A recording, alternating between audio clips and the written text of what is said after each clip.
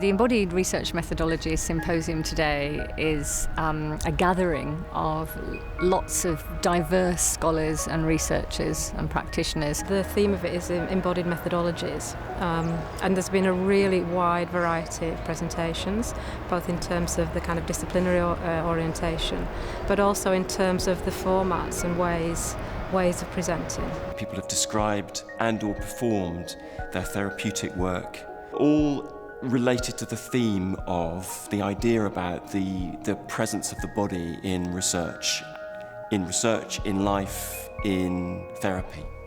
Getting a sense of the range of possibilities that there are with this kind of research about how we bring our bodies further forward in research, which tends to be very flat, abstract, written, with the person and the body quite distant from the research. One of the wonderful things that's happening here at Roehampton is the exploration of embodiment as a method of inquiry. And Roehampton really is one of the leaders in taking a look at kind of the risky endeavor and the very vulnerable endeavor of researchers utilizing their bodies as data, as tools of research, not to understand their own issues particularly, but to understand the complexity of connection and human communication. I've been absolutely fascinated in the way in which ideas and thoughts and concepts, both academic but also lived concepts, have been performed. People moving around the stage, positioning themselves for us in the audience to actually generate an understanding of where ideas come from and how they relate to each other. Today is a lot about how human beings relate to each other and the worlds that they live in. So I really hope that it challenges the stances that people have come with and give them the chance to develop some new ones.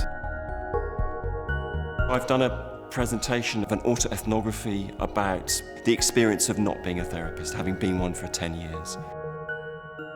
When someone engages my work, what I'm hoping they're thinking is, oh, I wonder how that applies to my life. Oh yes, I'm thinking about issues in my own life. I'm making meaning in my own life, generated by that performance. Today, what feels particularly special is that this certainly is my first experience of being amongst a group of people doing such disparate, different, but hugely connected work, and seeing how they connect with each other in a way that I hadn't registered before.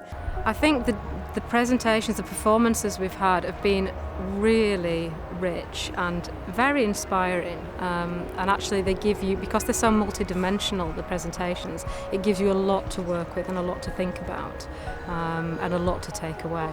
Well, I think it will really make them look afresh at how you can present work. How do we actually communicate what we do? And to kind of, it really challenges the modes of communication, and challenges some of the boundaries between creative practice and kind of academic thought and academic traditions. And it really questions, it actually places a question about the boundaries between those things.